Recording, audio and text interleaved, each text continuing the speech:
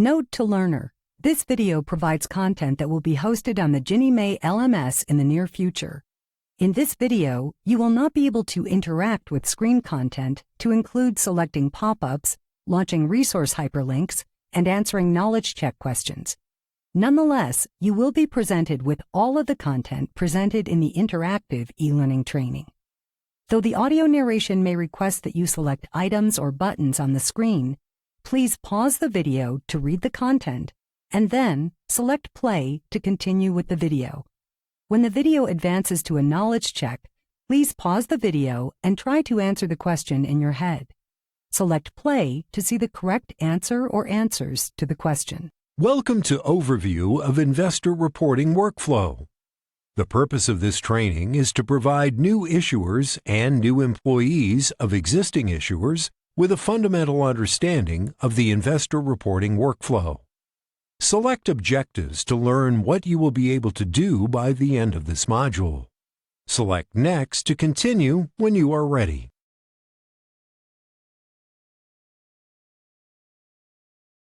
MBS Guide Chapter 17.3, Monthly Reporting Cutoff Date, provides guidelines to include the following.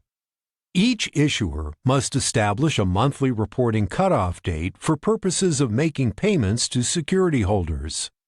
Issuers must also establish a monthly reporting cutoff date for reporting remaining principal balances, RPBs. And a cutoff date is also necessary for discharging the issuer's accounting responsibilities as stated in Chapter 17. Upon acceptance into the Ginnie Mae program, issuers are required to select a cutoff date and are expected to apply this date consistently. The monthly reporting cutoff date must be between the 25th calendar day, CD, of the month and the first business day, BD, of the following month. Once established, this cutoff date will apply to all of the issuer's pools and loan packages. Once the issuer has selected a cutoff date, the issuer may not subsequently change its cutoff date without written approval of Ginnie Mae. Select Next to continue. Monthly pool and loan level data files can be submitted either using the Reporting and Feedback System, RFS, or via Secure File Transfer Protocol, SFTP. The use of SFTP is recommended for submitting large data files.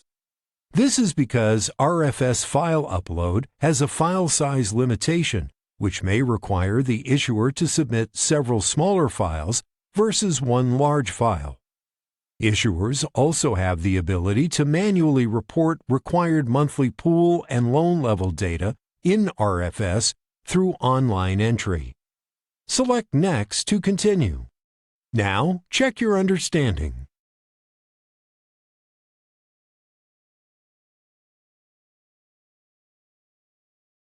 The issuer uses RFS to complete monthly pool and loan level reporting. Monthly pool and loan level data may be submitted electronically to Ginnie Mae's RFS or entered manually each month. Select Next to continue. Let's examine a few of the important dates for monthly reporting data. Note that the close of business is 7 p.m. Eastern Time.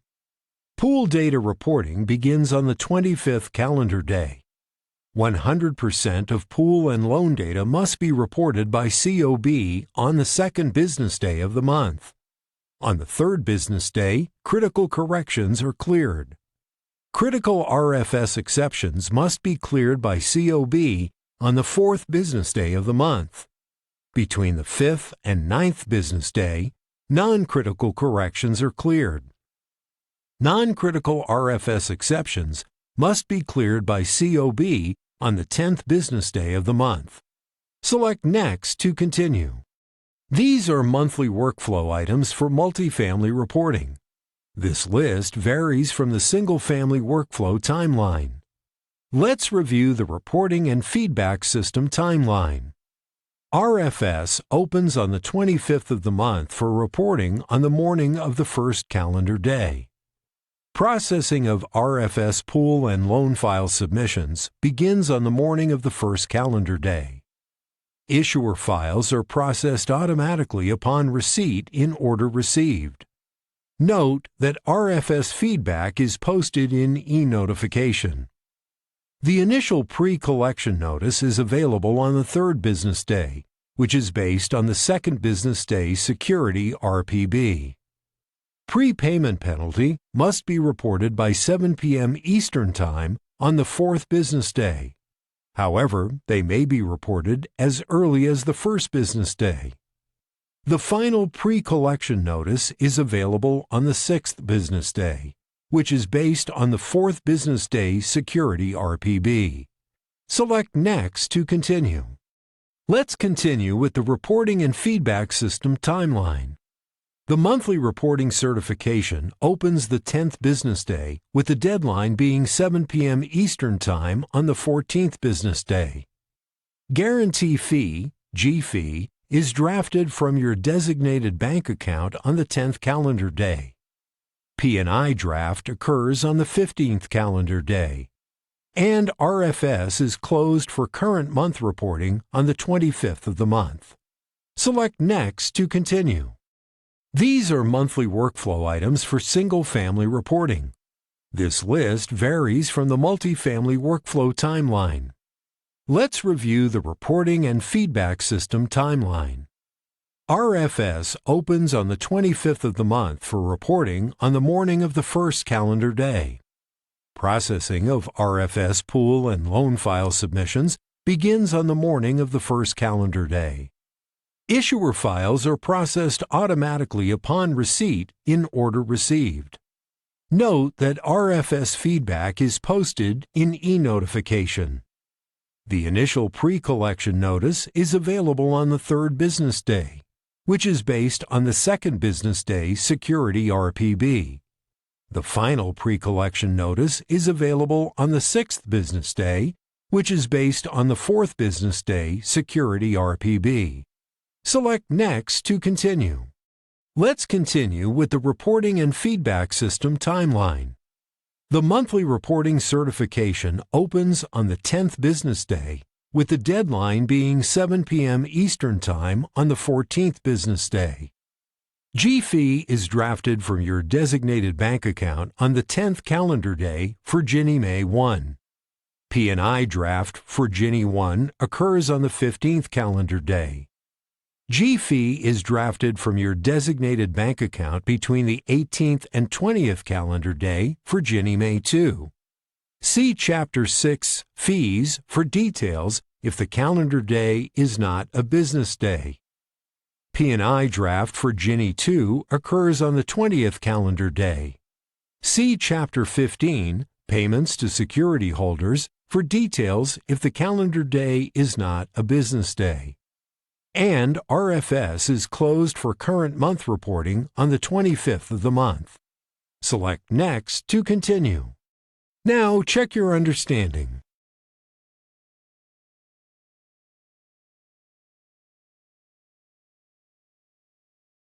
Issuers have three options to submit monthly pool and loan data. Issuers can type data in RFS activity screens manually.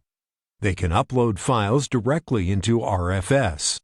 Lastly, they can upload the files through SFTP. The preferred method would be file upload through SFTP. If you decide to use SFTP, you will need to contact Ginnie Mae Pool Processing Agent, PPA, to establish an account. Once you perform a file upload, you can keep track of how many files you uploaded and the file contents with the following process. When you download your Pool Accounting (PA) functional acknowledgement, you can see whether the file was accepted (A) or rejected (R). When you download your initial PA exception feedback file, your exceptions, severity level, exception code, and exception field are displayed. If you submit more files, you will be able to see whether the files create additional exceptions. Note that RFS does not distinguish between an original file and a correction file. If a second file is received and processed, the data is incorporated with the previous file. RFS only retains the most recently submitted data. Select Next to continue. You can view and edit file information directly on RFS activity screens. Many fields on the activity screens will contain data that is populated automatically by the file submission. Other fields may be blank. If a field is outlined in black, it is editable. Editable activity screens provide a Save button. If any data is added or manipulated, you must select Save in order to have that data incorporated. Select Next to continue. The Pool Activity screen contains a Save and Summarize button, which has two purposes. It rolls additional principal data from the loan record, curtailments and liquidations, and it includes these amounts in total principal remittance. Be sure to select the Save and Summarize button after making changes on the Pool or Loan Activity screens. This will ensure your data edits and entries are saved and calculations are incorporated into the pool record. Select Next to continue. RFS activity screens may also contain active hyperlinks, which will bring you to additional data screens and other related file information. RFS Pool Activity screen provides a hyperlink to RFS calculated HUD 11710A so that the issuer can view RFS calculations. However, RFS screen is not a substitute for the requirement that issuers must maintain and make available the HUD 11710A or equivalent. Select Next to continue. Each RFS activity screen shows pertinent data to view, edit, or enter. Let's explore the specifics of each type of data now. Select each folder tab to review the details. Select Next when you are finished.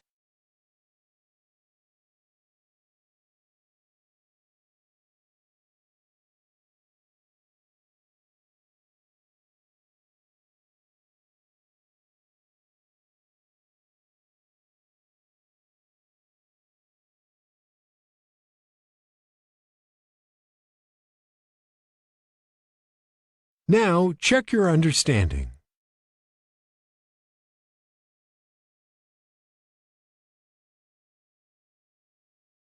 The following are things to keep in mind when submitting corrections in RFS.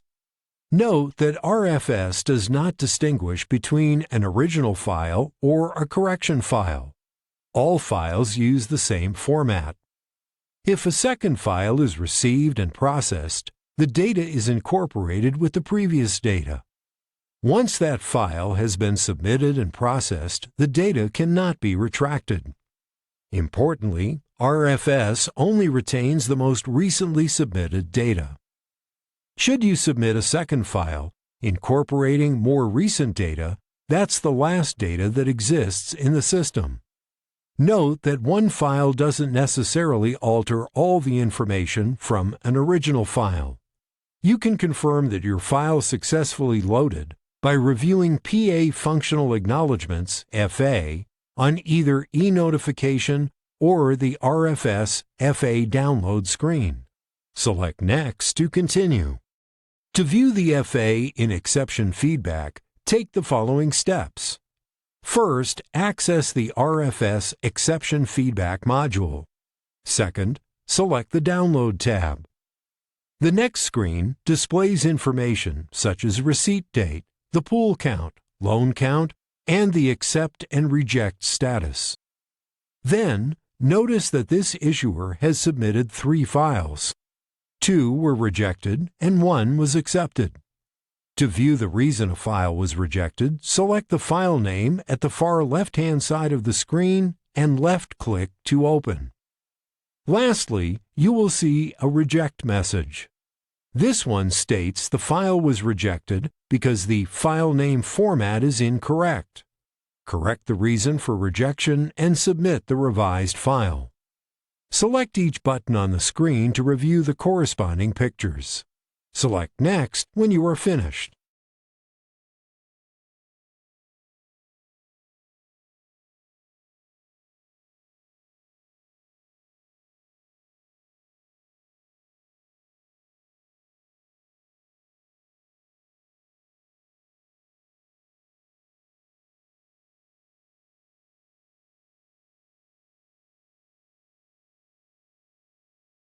You can confirm your file loaded by reviewing functional acknowledgements in eNotification. Let's explore states of the file now. Select each folder tab to review the details. Select Next when you are finished.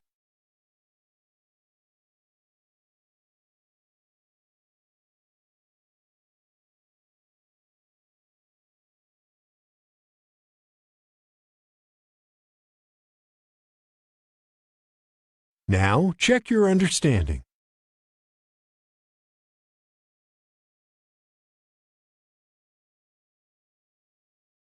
The goal of this training module was to provide you with a fundamental understanding of the investor reporting workflow in the reporting and feedback system. You explored RFS and learned the various data submission methods.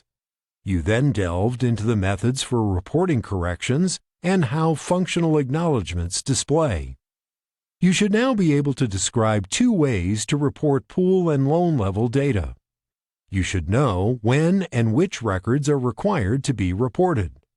You should be able to identify methods issuers can use to submit monthly data. And lastly, you should be able to describe how to report corrections. This concludes the training. You may use the Exit button to leave this presentation at this time.